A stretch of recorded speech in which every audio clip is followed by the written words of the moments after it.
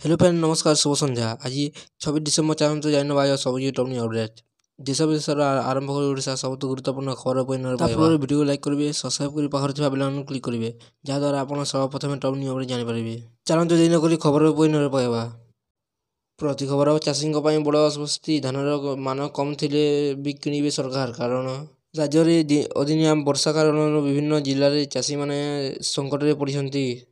बर्तमान धान अमल सहित मंडी बिक्री प्रक्रिया चलता बेले वर्षा धानर बिल गया होगा अनेक स्थान में मंडी मानक सामान अवस्था यार दृष्टि रखी धानर मान कम थे भी किणवा घोषणा कर सरकार। परवर्ती खबर 15 दिन जाए सबू स्कूल बंद कहीं छुट्टी घोषणा कले सरकार चलतु जाना। उत्तर भारत में ठंडा लहर जारी रही एभली परिस्थिति स्कूल जाऊा पिला अनेक समस्यार सम्मुखीन होती। यह समय हरियाणा सरकार राज्यर समस्त विद्यालय 15 दिन छुट्टी घोषणा करने को निष्पत्ति नहीं।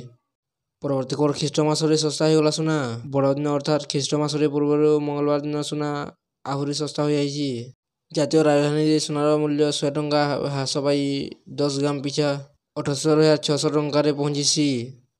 पीटीआई खबर मुताबिक 19.5% शुद्धता सुनार मूल्य मंगलवार दिन 100 टंका ह्रास पाई 10 ग्राम पिछा 78,200 टंकार पहुंची।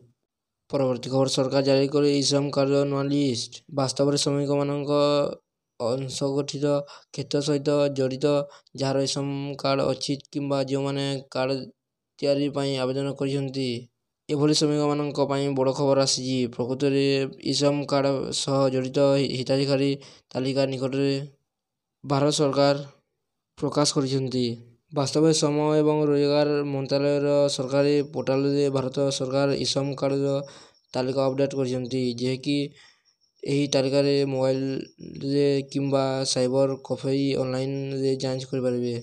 श्रम कार्ड तैयारी आवेदन करुवा श्रमिक मान नाम नूतन तालिकार जोड़ा यह सहित से श्रम मान श्रम कार्ड प्रदान कर जार नाम यह तालिकार सामिल होना।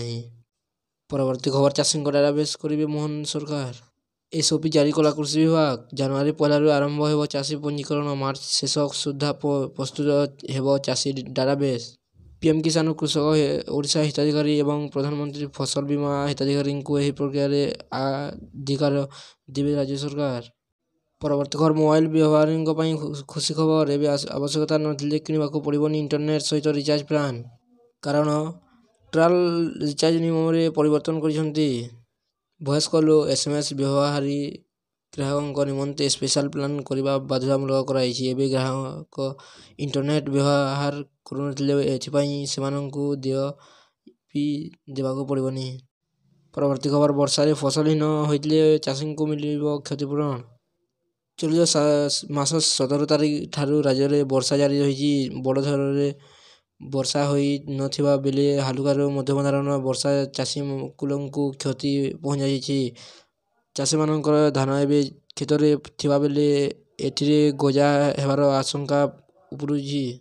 यारी मध्य राज्य समवाय मंत्री प्रदीप बलमानस बयान चाषी मान अस्वस्थि प्रदान करिछि। वीडियो भल लाइक करेंगे सब्सक्राइब कर पाखर थिबा बेल क्लिक करेंगे जहाद्वारा आप सर्वप्रथम टॉप न्यूज अपडेट जानिपारे।